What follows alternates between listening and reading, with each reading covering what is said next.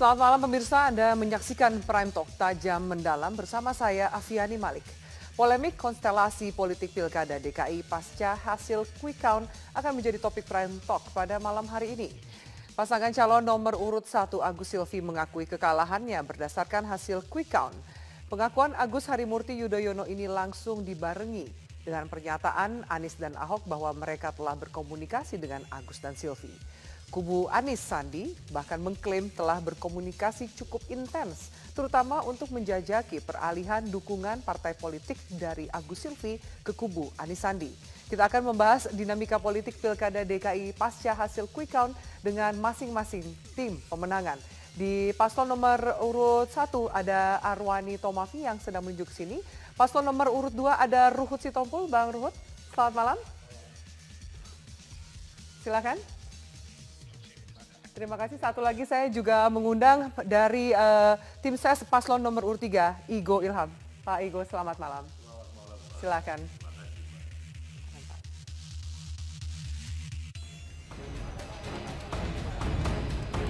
Semalam udah telepon, ngomong Bu Silvi, memang kita kenal baik kan.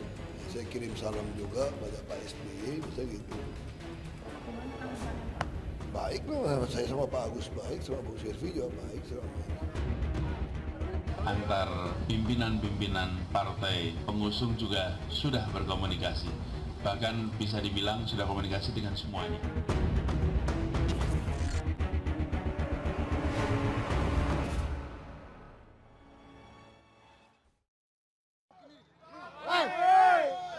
Pasca hitung cepat atau quick count yang menempatkan Ahok Jarot di posisi teratas disusul Anies Sandi, dinamika politik kini bergeser ke jelang putaran kedua Pilkada DKI yang akan diikuti dua pasangan calon ini.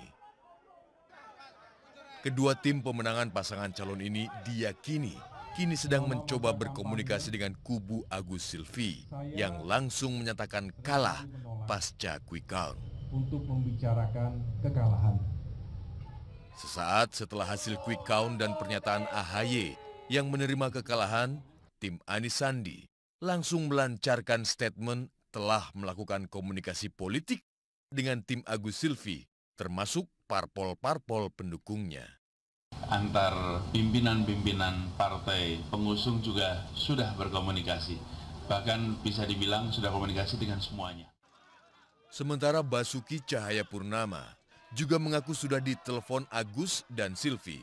Basuki menyatakan hubungan antara dirinya baik dengan Agus Harimurti Yudhoyono dan Silviana Murni masih tetap baik. Semalam udah telepon, udah ngomong Bu Silvi, memang kita kenal baik kan. Saya kirim salam juga pada Pak SBY, bisa gitu. Baik lah, saya sama Pak Agus baik, sama Bu Silvi juga baik selama ini. Partai Demokrat, PAN, PKB, serta P3 yang mengusung pasangan nomor urut 1 ini tengah menimbang kemana dukungan akan berlabuh. Apakah ke pasangan petahana Ahok Jarot atau sesama penantang Anies Sandi? Segera akan minta menghubungi teman-teman koalisi pendukung AHY. Mudah-mudahan waktu dekat ini bisa bertemu, kami rapat kan, bagaimana menentukan langkah-langkah selanjutnya. Saya tidak ingin mendahului, ya, karena kita dulu bersama-sama koalisi. Tentu kalau kita belum beruntung masuk putaran 2, bagaimana langkah-langkah selanjutnya, kita harus bertemu, kita bahas bersama-sama. Nah, itu. Semua kemungkinan bisa gitu kan, sehingga segala aspirasi kita komunikasikan dengan seluruh kekuatan politik gitu. Ntar kita pilih yang terbaik. Tarik-menarik dukungan antar parpol pendukung diyakini akan terjadi. Apalagi melihat hasil hitung cepat sebagian besar lembaga survei menyebutkan pasangan Agus Silvi mendapatkan suara antara 16 hingga 17% yang cukup signifikan mengatrol suara di putaran kedua nanti. Tim Liputan Metro TV. Ya, baik, saya juga akan menyapa tim ses dari Agus Silvi, Pak Arwani Tomafi. Pak Arwani, lewat sambungan telepon, selamat malam. Selamat malam. Ya, baik, Pak Arwani, kami tetap menunggu kedatangan Anda di studio ya, Pak Arwani ya. Iya. Oke, Ya, baik. Sebelum saya akan ke studio, saya akan ke Pak Arwani terlebih dahulu karena memang lewat sambungan telepon. Sejauh ini pihak mana saja yang sudah intens berkomunikasi dengan tim pemenangan dari Agus Silvi sendiri, Pak? Secara resmi sih belum ya, tapi komunikasi pribadi karena kita juga sehari-hari di DPR ketemu dengan teman-teman baik dari tim Ahok Jarot maupun tim Anies Sandi. Jadi biasa komunikasi setelah kemarin atau seharian ini juga kita adalah gitu komunikasi. Oke, jadi belum menentukan kemudian peralihan dukungan, pergeseran peta politik termasuk partai politiknya akan kemana saja belum ada. Belum. Secara internal belum. Pak, partai pendukung Agus Silvi sendiri sudah ada rapat-rapat nggak? Ya, saya dengar malam ini atau selambat-lambatnya besok beberapa partai di tim Agus Silvi juga melakukan komunikasi, mungkin di level DPP masing-masing ya, gitu. Oke, baik. Malam ini ada rapat ya. Baik Pak Arwani, saya akan langsung ke para narasumber yang sudah ada di studio. Baik Bang Ruhut. Ya. Apa ekspektasi sejauh ini? Apakah kemudian juga tentu sudah mulai merancang strategi sambil juga menunggu hasil dari KPU DKI Jakarta tanggal 27 Februari? Ya, terima kasih. Kami tetap mengalir ya. Biarlah para tokoh-tokoh, pemimpin tingkat atas ya, karena mereka kan semua saling dekat ya. Tapi ini karena kaitan dengan nomor 1, paling tidak semua orang tahu. Ruhut Poltak Sitompul itu kader Demokrat sampai sekarang ya. Jadi Demokrat memang ya berduka ya Pak Agus nggak masuk putaran kedua. Tapi paling tidak mereka terhibur ada kadernya Ruhut Sitompul mendukung nomor 2. Kebetulan di dalam putaran pertama ini nomor 2 yang teratas kan itu. Apa Anda bisa gitu seorang Ruhut Sitompul membawa suara dari gerbong Demokrat mendukung paslon yang Anda dukung juga? Udah semua hubungin saya. Nah, apa tanggapannya? Iya, saya bilang biarlah para pemimpin, kita kan harus tetap rendah hati. Oh enggak Bang, ya betul, ini kan Abang sudah bilang semua. Kejadian kok. Ada kontak dari Pak SBY, Agus sendiri atau Silvi mungkin kontak Bang Ruhut? Oh enggak, kalau Silvi kan enggak ada kaitan dengan saya. Agus deh atau Pak SBY, Anda kan ya, lingkungan. Saya orang-orang Pak SBY banyak hubungin saya. Tapi kan saya tahu, apapun kalau kita jujur, Pak SBY sekarang lagi terpukul loh. Lagi terpukul. Agus tidak masuk? Karena Agus nggak masuk, belum lagi Antasari, belum lagi yang lain-lain.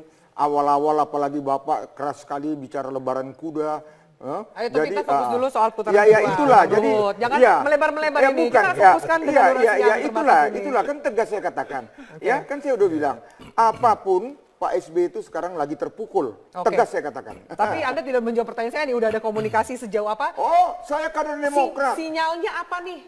Udah saya bilang, biarlah para pemimpin. Seintens klaim dari pengakuan Bu Anies Sandi bahwa juga ada komunikasi yang cukup baik. Oh, kalau kita komunikasi kok, nggak usah khawatir. Iya, tapi sinyalnya berlabuh kemana parpol ini? Kalau Bang Igo sendiri? Saya kira sih pertama gitu ya, kan kehadiran 3 pasangan calon, 2 pasangan calon kan semacam sebagai sebuah antitesis bahwa ada ketidakpercayaan dengan incumbent untuk melanjutkan kepemimpinan. Maka kemudian partai politik ya melakukan koalisi untuk menunjuk seorang pasangan calon, ya, baik ya Pak Agus maupun Pak Anies. Nah ini kan sebenarnya kalau dilihat dari perspektif itu bahwa kedekatan chemistry-nya jelas. Bahwa partai-partai ini menginginkan sebuah alternatif kepemimpinan baru, ya, yang kemudian sudah bergulir prosesnya dengan masing-masing perolehan angkanya versi quick count-nya. Nah, kalau melihat dari sini sebenarnya kedekatannya tentu dengan proses komunikasi, koordinasi dan sebagainya, termasuk silaturahim yang intens, itu probabilitas yang terbesar adalah koalisinya adalah paslon 1 ke 3. Ya, sebab seberapa besar sih probabilitasnya ya, kalau Anda bicara hari ini deh? Kalau bicara probabilitas, ya paling wajar menurut saya adalah 70-30. 70-30? Ya, 70-nya probabilitasnya jadi, 30-nya tidak jadi. Demokrat doang atau juga termasuk PKB? Seluruh pasangan calon. Tadi saya katakan bahwa partai politik tadi melihat perlu alternatif kepemimpinan baru, sehingga mereka mengusung calon baru. yang ada 2 pasangan calon itu. Karenanya saya merasa sangat yakin bahwa Jadi, chemistry-nya ini sangat cocok nih antara paslon nomor 1 dengan paslon nomor 3. Oke, baik Bang Igo. Saya tanya nih, angkanya 70-30 hari ini loh Bang Ruhut. Saya katakan jangan ada dusta di antara kita. Yang berdusta Ingat siapa nggak? sih? Yang berdusta tadi Igo. Kenapa saya bilang berdusta? Di mananya berdusta? Analisis. 08 sama SBY, kalau dibelah hatinya, 08 itu tersinggung sama SBY. Rencana mereka kan mau head to head. Sudah putus kok. Ya, tiba-tiba ada pembisik atau apa keluar nama Agus. Jadi 2 lawan kami 1. Itu 08 tersinggung. Yang cerita, ya kader-kader Gerindra ke saya, kan saya dekat sama mereka. Masa seperti itu? Sama sekali tidak. Oke, kita dengar dulu. Apa benar tersinggung? Itu 2 kemungkinan. Satu adalah analisis yang lebay. Yang kedua memang berbohong. Jadi jelas faktanya bahwa Pak Prabowo itu orang yang sangat luar biasa, menerima perbedaan, siap menerima berbagai macam situasi. Jadi bukan orang yang gampang tersinggung, bukan orang yang gampang dendam dan sebagainya, tidak. Bahwa ada perbedaan-perbedaan hal yang biasa, tapi beliau sangat luar biasa welcome melihat dan menjalani berbagai Gesturnya dari Pak Prabowo sendiri akan kemana sih? Sinyal-sinyal lah mungkin baik yang tersirat maupun juga yang paling memungkinkan adalah koalisinya antara paslon 1 dengan paslon 3 tadi. Ya dengan berbagai macam logika. Silaturahimnya juga sudah jalan antara Pak Agus, Pak Anies waktu sholat subuh berjamaah. Itu silaturahim yang luar biasa menurut saya. Kalau ada 2 orang, sholat subuh berjamaah, bergandengan tangan, berdoa bersama, itu semakin menjelaskan, menegaskan sangat dekat chemistry-nya. Anda yakin bahwa gerbong akan pindah seluruhnya? Iya, saya yakin dong sebagai seorang manusia yang beriman kepada Allah, wajib meyakini optimisme bahwa paslon 1 akan berkoalisi dengan paslon 3. Silakan Bang Ruhut. Ini Igo ini jangan rendahkan para pendukung Agus. Mereka orang-orang cerdas. Emangnya mereka itu pion? Sekarang kalian pindah ke sini enggak? Mereka orang-orang cerdas. Ya, mereka tahu apa yang sudah diberikan Ahok dengan bukti kesejahteraan dan lain sebagainya masalah Jakarta ini. Mereka berpikir, wah sudahlah, ibarat anak tangga 14 terap, Ahok itu sudah di yang ke-9. Ini kan masih apa? Retorika, janji-janji, rumah tanpa DP, tapi setelah diskusi ada juga DP-nya, potong gaji 6 bulan. Jangan biasakan bohongi rakyat biar masuk 2 putaran. Tidak baik. Oke, mau parpol berkoalisi dengan siapa? Pilihannya jatuhnya ke rakyat. Oh, ke rakyat dong. Kalau melihat angka 17% pendukung quick count ya, pendukungnya Agus, ini kan sebenarnya menggambarkan mereka tidak mau gubernurnya tetap. Mereka inginnya ganti, hanya saja ada 2 pilihan ganti. Mau diganti oleh Anies ataukah mau diganti Agus. Nah mereka saat putaran pertama Agus saja. Putaran kedua ya pasti Anies, karena tidak ada lain lagi. Jadi ini ada ini ya. Ini namanya logika sederhana. Itu logika, ada filosofi orang Batak. Apapun ini antara 1 dan 3, filosofi orang Batak, dang diau, dang diho. Tidak diaku, tidak dikau, lebih baik ke nomor 2. Ahok, Jarot. Itu, percayalah itu. Itu silakan Anda. Pilkadanya di Sumatera Utara itu ya. Tapi pilkada di DKI Jakarta tidak. Karena penduduk orang Batak kecil. Sekjennya Partai Demokrat, Hinca Panjaitan. Orang Saya berharap Pak Arwani ada di sini, saya bisa langsung konfirmasi sama Pak Arwani. Bapak-bapak kita jeda ya, kita jeda dulu. Pemirsa kami akan lanjutkan saat lagi. Tetaplah bersama kami di Prime Talk.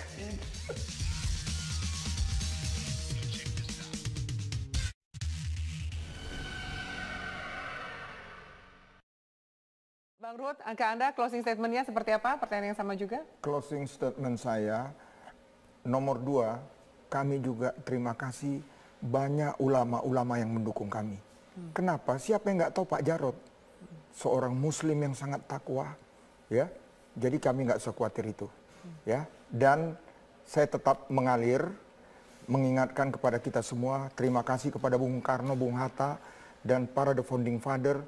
Indonesia ideologinya Pancasila, kita tidak mengenal dominasi mayoritas dan tirani minoritas. Karena itu marilah kita beradu gagasan program. Ahok Jarot sudah memberikan bukti, bukan janji lagi. Jangan Terima mau kasih. kampanye nih. Silakan Bang Iko, statement dari Anda. Yang pertama yang ingin saya sampaikan, kami pertama ingin mengatakan bahwa cara yang harus dilakukan adalah pertama berdoa pada Allah Subhanahu wa taala. Karena Allah Subhanahu wa taala yang akan menyatukan hati manusia. Jadi koalisi tidak akan bisa terjadi kalau Allah Subhanahu wa taala tidak mempertemukan hati-hati manusia. Yang kedua adalah ikhtiar basyariah, yaitu upaya kemanusiaan. Apa yang bisa dilakukan adalah koordinasi, komunikasi, silaturahim, baik itu antara level para pimpinan partai, di level middle manajemennya, bahkan di level grassroots-nya. Saling bertemu, tatap muka, muajah, silaturahim, saling kunjung-kunjungi, sehingga kemudian ada kesatuan hati di antara mereka semua. Dan dengan demikian maka menjadi mudah bagi kita untuk mengambil satu keputusan, oke memang kita berada pada satu kondisi psikologis yang sama. Untuk mengusung Pak Anies Pak Sandi menjadi gubernur berikutnya. Oke, baik. Baik Bang Arwani, saya akan ke Anda. Nah ini suasana sudah mulai menghangat nih. Bagaimana Anda melihat ini, memang apakah kemudian dari Agus Silvi merasa juga tanda kutip di atas angin ketika ada 17% suara yang diperebutkan oleh dua pasangan yang maju di putaran kedua? Ya, pertama saya hanya ingin merepresentasikan P3 ya, karena teman-teman dari Demokrat, PKB dan PAN tentu kita tidak tahu sikapnya seperti apa. Jadi Bang Ruhut dan Bang Iko sabar sedikit ya. Kita ikuti tahapan perhitungan suara yang dilakukan oleh KPUD. Partai DPP juga akan mendengar masukan dari para pemangku kepentingan partai. Lalu juga dinamika yang berkembang tentu semuanya akan menjadi pertimbangan bagi P3. Jadi belum ada sinyal positif juga ke arah mana dari P3 deh Pak? Dari P3 sendiri belum ada? Belum, kita merencanakan minggu ini mengadakan rapat di antara pengurus DPP dan juga kita melakukan komunikasi dengan para ulama, para tokoh-tokoh partai untuk langkah ke depan seperti apa. Pertimbangan paling pentingnya apa Pak kalau dari P3? Ya, tentu yang pertama kita bersyukur ya pelaksanaan pilkada serentak berjalan dengan baik dan partisipasi masyarakat juga cukup bagus. Kita harus memaknai bahwa inilah demokrasi. Secara fair kita harus mengatakan bahwa apa yang telah terjadi khususnya di DKI ini adalah pilihan rakyat. Jadi inilah yang dikehendaki oleh rakyat. Komitmen inilah yang harus paling pentingnya bagi P3 untuk merapat baik ke kubu Anies maupun ke kubu Ahok itu apa, Bang Arwani? Ya, kita ingin nanti mendengarkan masukan dari teman-teman di DPP dan juga tokoh-tokoh partai. Tapi pada prinsipnya masing-masing partai, termasuk juga P3 kan punya garis, haluan dan kita perjuangan partai yang akan menjadi landasan dalam menentukan kebijakan atau sikap politik partai nanti. Ya. Diplomatis jawabannya tapi belum juga kemudian terbayang. Bang Ruhut gimana? Pertama mengenai Pak Presiden ke-7 kita. Saya tim sus beliau, kita harus teladani Pak Jokowi sebagai seorang negarawan. Beliau netral.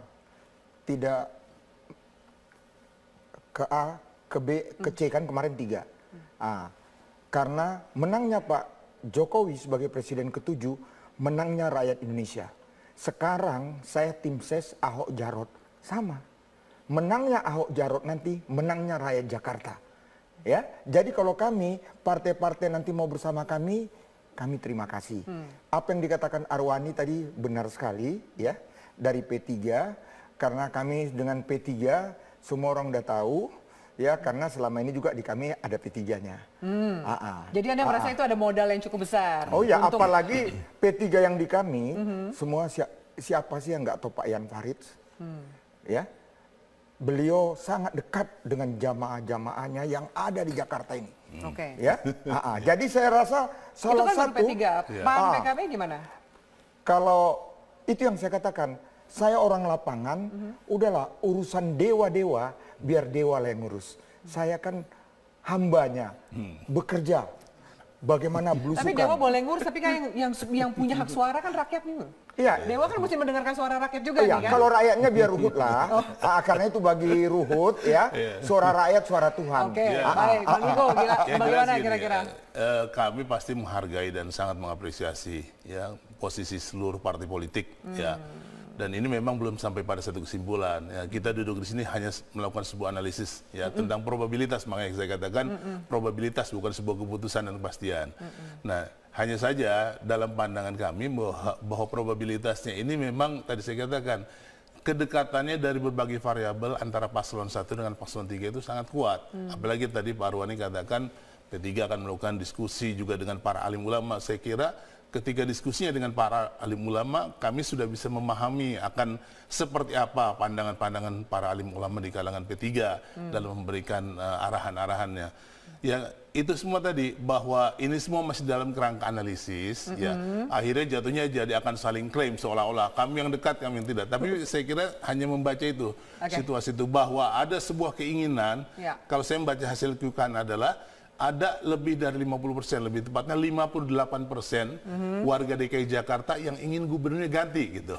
58%. Ya, hanya saja karena ada 3 pasangan calon, 17%-nya terdistribusi gitu. Jadi begitu putaran kedua masuk, nah saya kira jalan terbaiknya sudah selesai, kelihatan pintu gerbangnya ini. Jadi kalau saya tahu kan menanggapi, tapi saya harus jeda dulu ya, kita lanjutkan setelah lagi tetaplah bersama kami.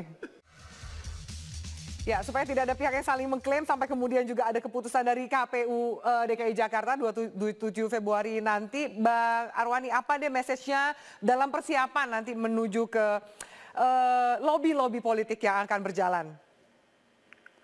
Ya, prinsipnya kita terbuka untuk melakukan komunikasi, ya.